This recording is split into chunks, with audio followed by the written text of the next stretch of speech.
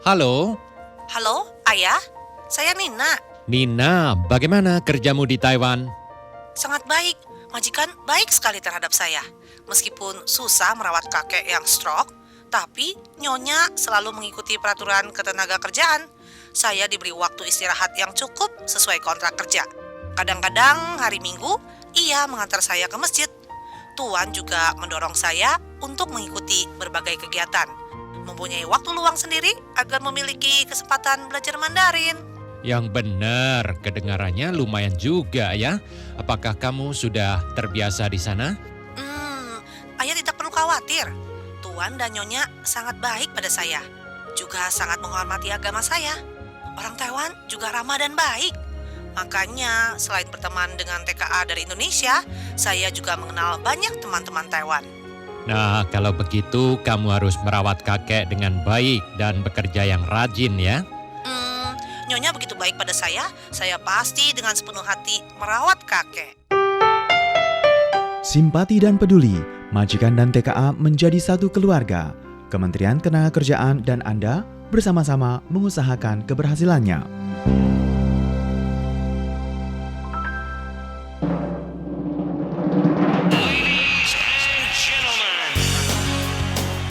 Inilah Radio Taiwan Internasional.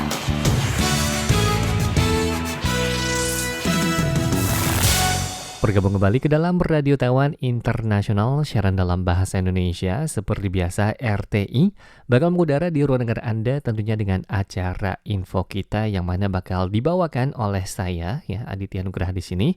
Yang mana seperti biasanya juga bakal berbagai informasi terkait info ketenaga kerjaan yang ada di Taiwan ya. Dan kali ini Kak Aditya pun sudah menyiapkan beberapa pembahasan yang harus kita bahas karena menurut Kak Aditya sendiri ini sangat penting ya untuk kita ketahui. Apalagi baru-baru ini ya juga terdapat sebuah berita yang diberitakan oleh sebuah media Taiwan bernamakan ABC News ya terkait putusan pengadilan terhadap PMI yang dikabarkan memperkosa penerjemahnya dan juga mengancam bakal membunuhnya. Jadi insiden ini itu terjadi pada tanggal 25 Juni tahun 2023 yang lalu di asrama karyawan sebuah pabrik yang bertempatkan di Kaohsiung sana. Jadi saat itu ya penerjemah wanita itu datang ke asrama untuk membantu melakukan konsultasi nih.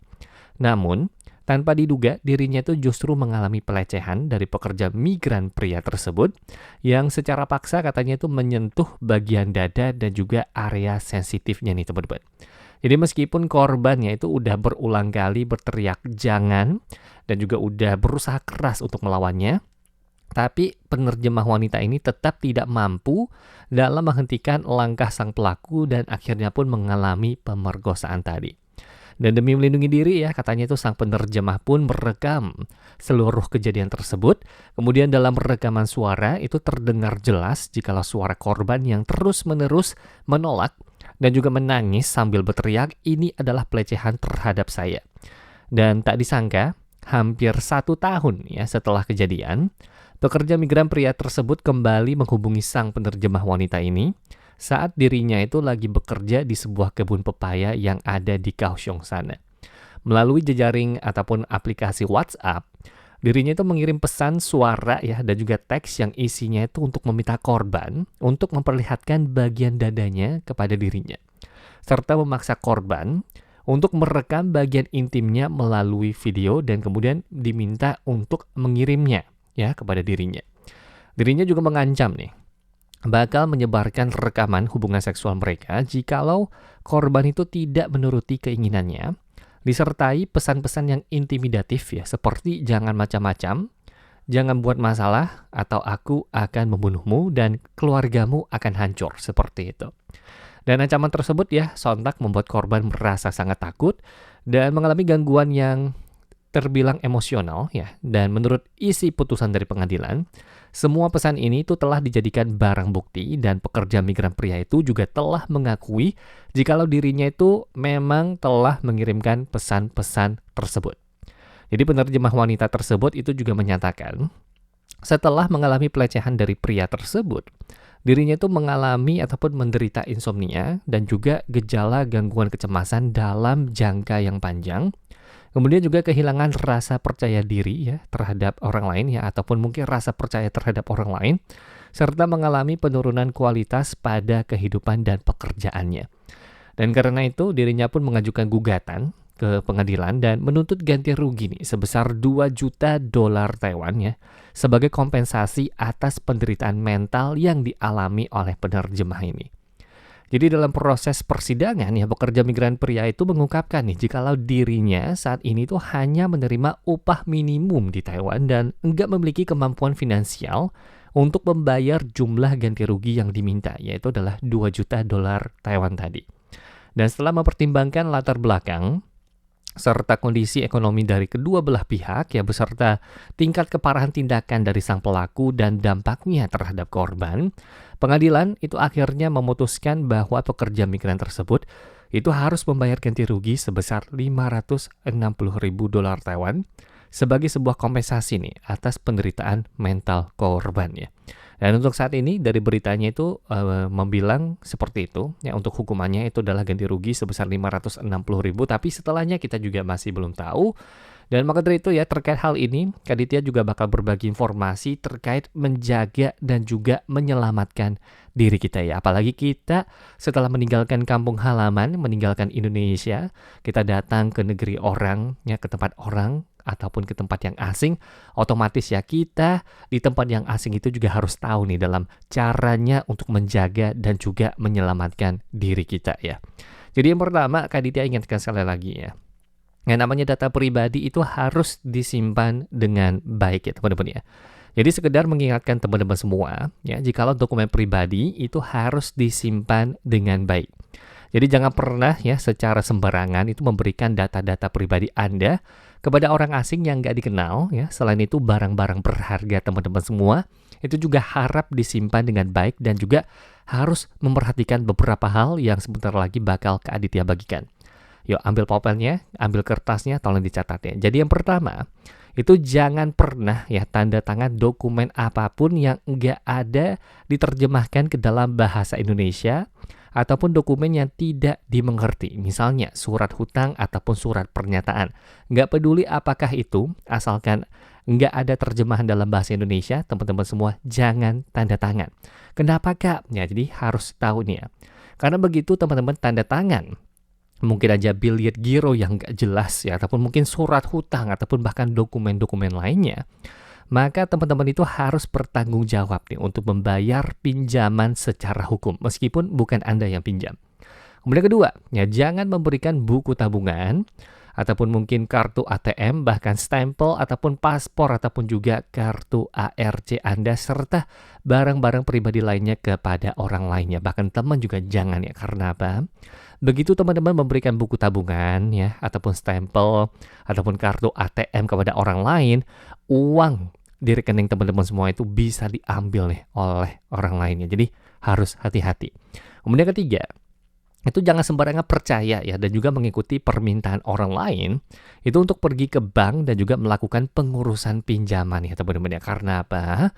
Begitu teman-teman itu mengurus pinjaman bank ya, jadi teman-teman itu harus bertanggung jawab nih untuk membayar pinjaman secara hukum ya. Jadi ketika teman Anda ngajak ke bank kemudian tanda tangan, Anda diminta untuk tanda tangan, kalau bisa jangan ya. Karena apa? Takutnya dia pinjam uang dan kita pun harus nih bertanggung jawab secara hukum ya, tanda kutip secara hukum untuk membayar pinjaman jikalau teman kita itu nggak bisa membayarnya. Jadi meskipun teman baik atau gimana, kalau bisa jangan ya teman-teman ya. Kemudian yang terakhir ya, jangan pernah membiarkan majikan itu melakukan pemotongan biaya agensi baik yang dalam negeri ataupun luar negeri dari gaji Anda. Jadi ya teman-teman itu dianjurkan untuk mengurus sendiri nih ya pembayaran biaya agensi dalam negeri dan juga luar negeri. Itu untuk mencegah yang namanya terjadinya perselisihan ataupun mengalami potongan-potongan tambahan yang kita nggak mau ya teman-teman. Jadi harus hati-hati. Jadi kalau bisa Anda harus bayar sendiri dengan cash di agensi ataupun majikan Anda. Nah selanjutnya ya, selain data pribadi harus disimpan dengan baik ya, Kak Ditya pun bakal berbagi informasi terkait yang namanya kekerasan seksual. Karena seperti kasus yang tadi Kak Ditya bagikan ya di awal ya terkait PMI yang memperkosa segala macam, Kak Ditya pengen membagikan info ini ya. itu adalah terutama untuk agar teman-teman semua itu harus tahu nih ya, seperti apa sih yang namanya itu pelanggaran-pelanggaran terkhusus ya dengan yang namanya kekerasan seksual tadi. Karena apa? Jikalau emang Anda mengalaminya saat ini, ya langsung segera hubungi nomor 1955. Oke, jadi kita pahami dulu nih. Sebenarnya apa itu kekerasan seksual ya untuk yang pertama. Jadi yang namanya kekerasan seksual itu bukan seks ya, melainkan kekerasan, tindakan kasar, ataupun hubungan seks yang tanpa izin ya teman-teman ya.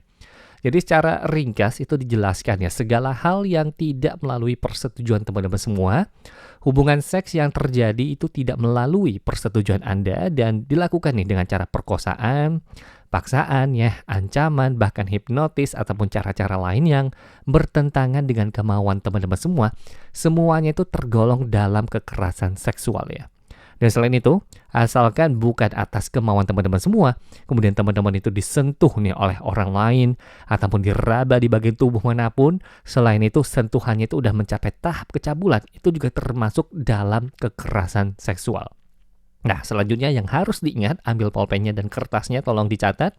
Ketika kita itu mengalami kekerasan seksual, apa sih yang harus kita lakukan? Nah, jadi yang pertama, itu jangan panik ya teman-teman ya. Jangan membuat pelaku itu gusar, dan juga jangan memukul balik ya. Jadi usahakan agar orang itu menjadi tenang, demi menghindari keadaannya itu bertambah parah.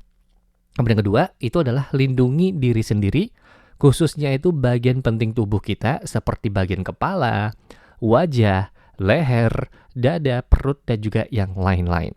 Kemudian ketiga ya adalah berteriak keras nih untuk meminta pertolongannya. Jadi teriak kerasnya itu juga ada caranya. Kalau bisa jangan tolong-tolong ya. Kalau bisa itu teriak sekeras-kerasnya itu adalah shihuole, shihuole, ataupun artinya itu adalah kebakaran-kebakaran, biar itu dapat menarik perhatian orang lain. Orang-orang itu lebih takut kebakaran teman-teman ya. Dan selanjutnya ya nomor 4 itu adalah cepat menyingkir. Jadi tinggalkan tempat kejadian ya, menuju tempat yang aman. Kemudian juga minta bantuan tetangga ataupun minta bantuan pada pusat pencegahan kekerasan seksual yang ada di berbagai tempat. Nah, selanjutnya yaitu adalah lapor polisi. Jadi melaporkan kejadian itu ke kantor polisi, kemudian minta bantuan untuk berobat ataupun tinggal di pusat penampungan. Kemudian selanjutnya teman-teman juga harus ingat ciri-ciri sang pelaku. Kemudian selanjutnya adalah pertahankan tempat kejadian. Jadi jangan memindahkan ataupun menyentuh barang apapun yang ada di tempat kejadian. Kemudian selanjutnya yaitu adalah kenakan dulu nih pakaian luar ataupun jaket Anda dan jangan terlebih dahulu ganti pakaian Anda. Dan selanjutnya jangan mandi juga nih terlebih dahulu ya. Karena apa? Karena untuk memudahkan ya dari polisi itu untuk mengambil sampel-sampel bulu rambut ataupun sperma sang pelaku. Dan yang terakhir yaitu otomatis ya itu adalah segera ke rumah sakit ataupun klinik untuk minta bukti diagnosa ya teman-teman ya. Jadi itu adalah untuk kekerasan seksual. Dan selanjutnya kita pun bakal berkenalan dengan yang namanya pelecehan seksual ya. Jadi selain yang ada namanya kekerasan juga ada yang namanya pelecehan. Jadi apa itu pelecehan seksual? Yaitu adalah suatu tindakan selain pemerkosaan yang melanggar keinginan seseorang ya, baik yang menyangkut seks ataupun jenis kelamin ya.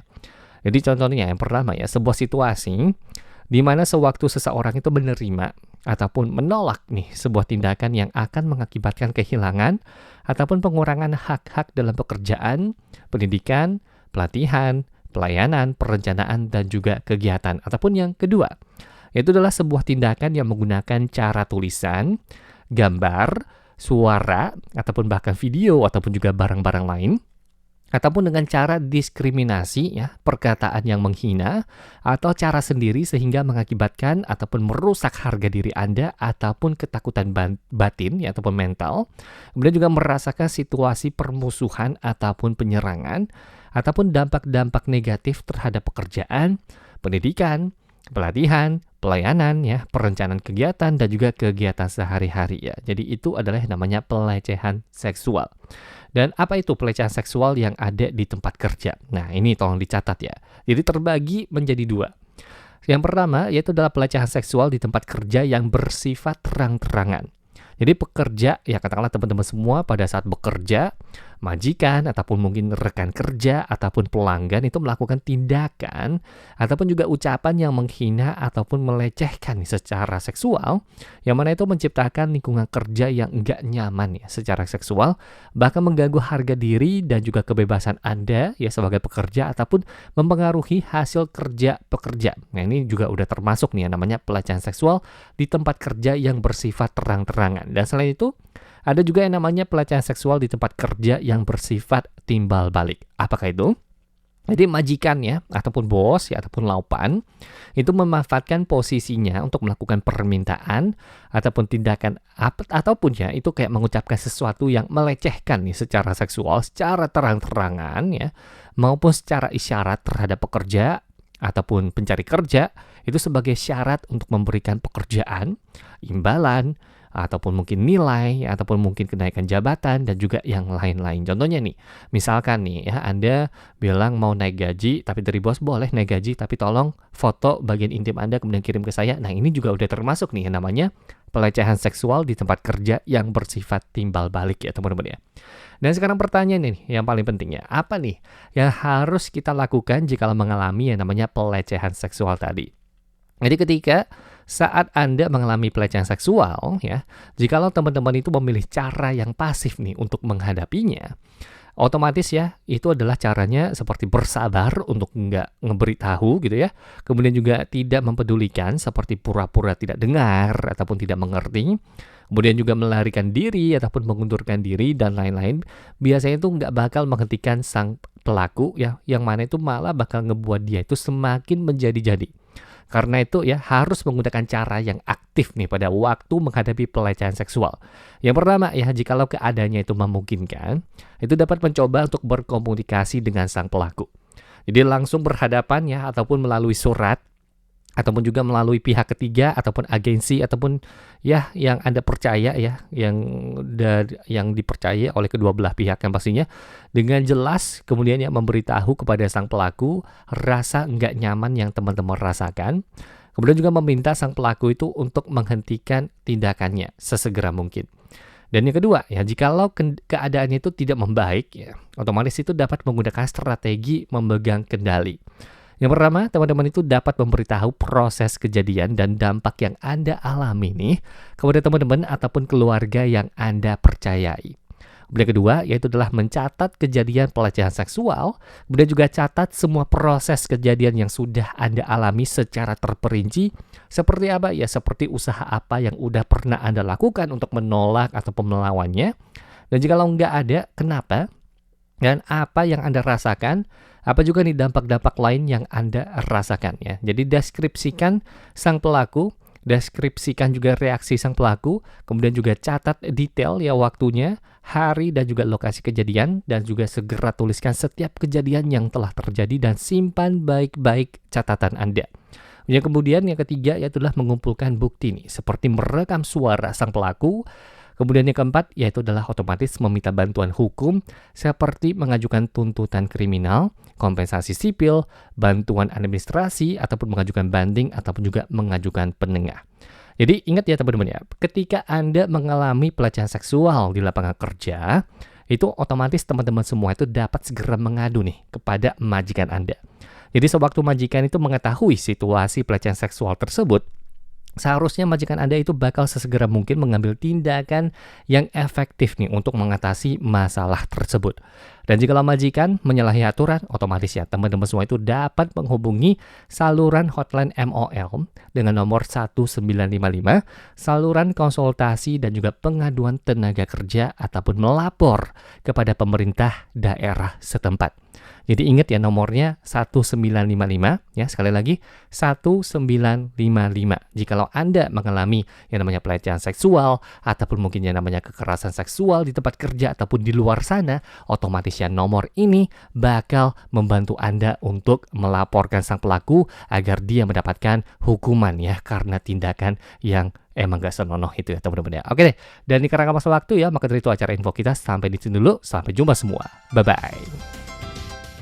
以上节目是由劳动部劳动力发展署委托制播，中央广播电台制作的印尼语节目。Terima kasih Anda telah mendengarkan acara persembahan dari Badan Pengembangan Tenaga Kerja Kementerian Ketenagakerjaan dengan Radio Taiwan Internasional RTI.